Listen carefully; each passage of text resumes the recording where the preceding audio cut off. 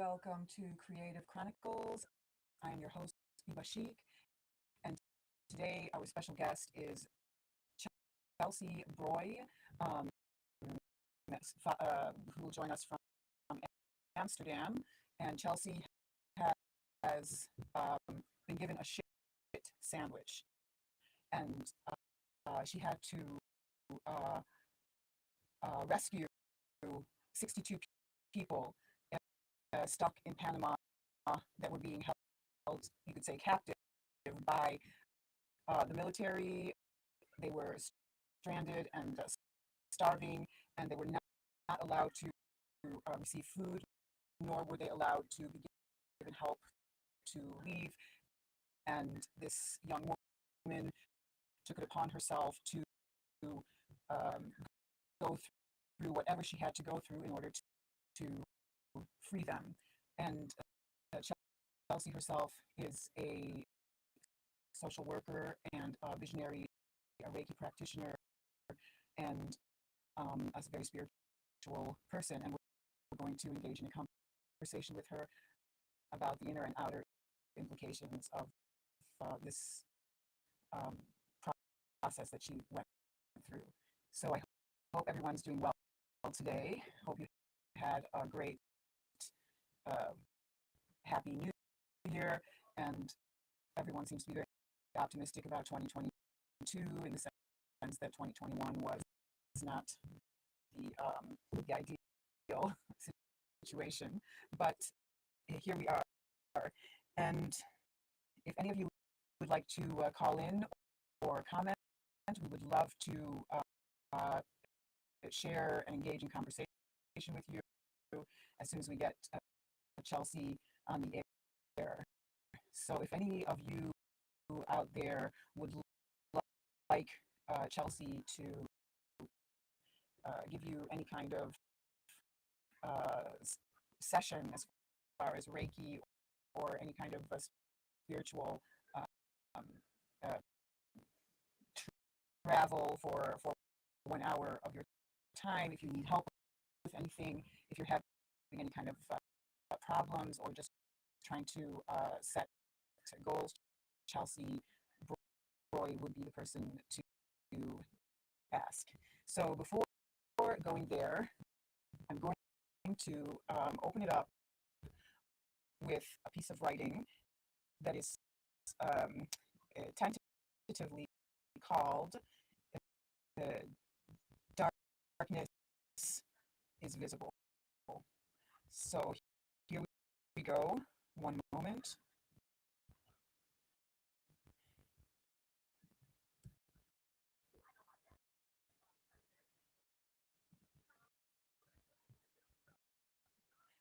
This piece was mainly written after the Oxford High School shooting, and it's still kind of brimming.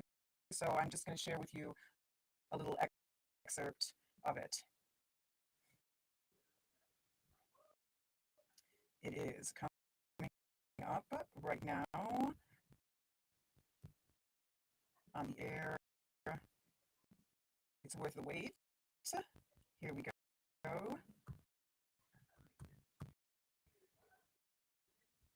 I found it. And we're ready to roll. Darkness visible. It's hard to describe it other than being completely in the moment. If something would take place within you that is larger than your body and mind and emotions, it would be somehow the union of your spirit with the universe. A union which is always, though you couldn't feel it if you were trapped in the lower depths of existence, the lower forms, sound and vibrational frequencies, or experiences of family conjecture. C wrote me once about a conflict. It seems that she had consumed her sister's overbearing energy. After doing a healing session, I found that above her head was the bullying sister's wrath. It was manifesting as a wordless mantra. you think a wordless mantra could possibly exist? Well, it does. It is a volition of her sister's whispering, "You are nothing. You are nothing. You are nothing. You are nothing. You are nothing," from above her head. Maybe that was meant to break her down for some reason. And I fixed this and other wordless mantras that were stemming from that kind of paralyzing hunger to defame. The will to dominate and destroy was hand in hand with the desired glory as a way of seeking revenge for her distraught experiences from youth. I taught C thus to continually, with every breath, each breath, repeat this same phrase, both while inhaling and exhaling, and doing it continually as much as she could during the day and at night, and when she opened her eyes in the morning and went through her day. We have got to give you a birthright. We have got to give you a birthright. We have got to give you a birthright. We have got to give you a birthright. I then had her envision, with eyes closed, buds of light. And then, after a while later, she started envisioning pink flowers. And these two visualizations opened the door to the Great Mother.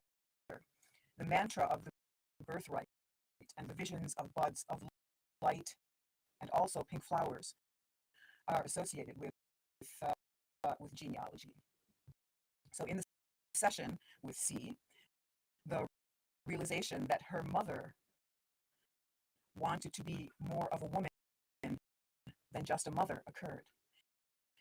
And C's mother wanted to study, and probably her dad too. However, C's mom felt that she was sacrificing her own life for her child before she herself could live her dreams.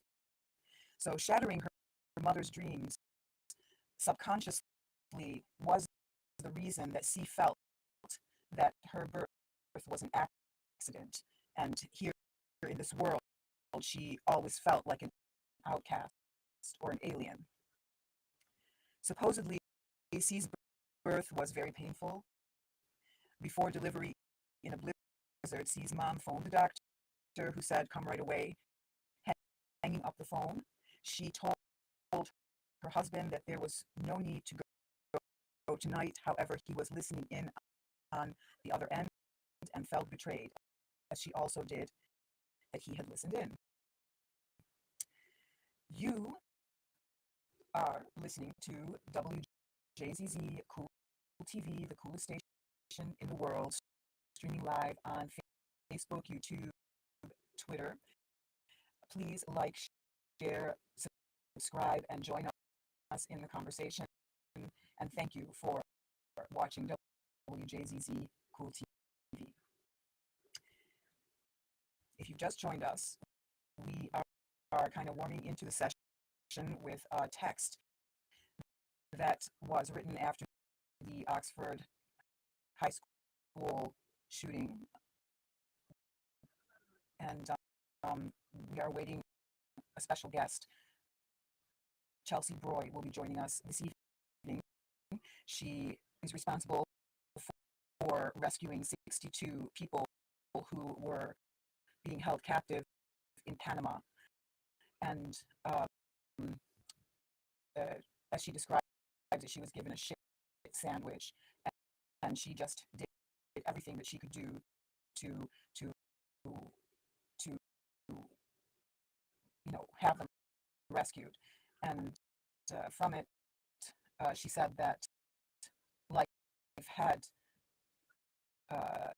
changed her from that experience, because then she became a bitter person, and she started being mad at the world for its unbound cruelty, and she began the unbounded soul's um, healing company, which anybody can subscribe to and engage in the healing of Chelsea Roy. So we'll be talking to her a little bit later. Right now, we're going to continue with this text called Darkness Visible.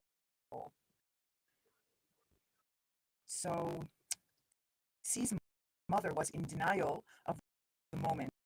As soon as her child C would come into the world, the image of herself would die, and she would mourn that beautiful self of the past for the rest of her life, which is the pain of the selfless mother. Like a little sister, the former self would visit her in the mirror, assuring that they would embrace again and accompany her into the afterlife on the last day. This feeling of death of one's image occurs frequently in people in their early 20s. Can anybody identify with this feeling of the early 20s when a person has transformed from youth to adulthood, and the superpower teen and the image of beauty associated with it in the person's own mind is no longer there? Just know that many people live through that, and it's given many names. And I would assume in this day and age that a psychiatrist or a psychologist would probably think that it was some kind of illness or depression taking place, but I prefer to see it in a more artistic and spiritual sense, and give it a meaning, and kind of like acknowledge the poetic aspect of it, and to understand what could come out of it if you really just go through such an experience to the very end, and then are able to turn the page. So having driven 60 miles in a straight line on this rural road to get here was like going through a threshold on my way to Oxford High School. And it's funny that I had thought of this woman who I'm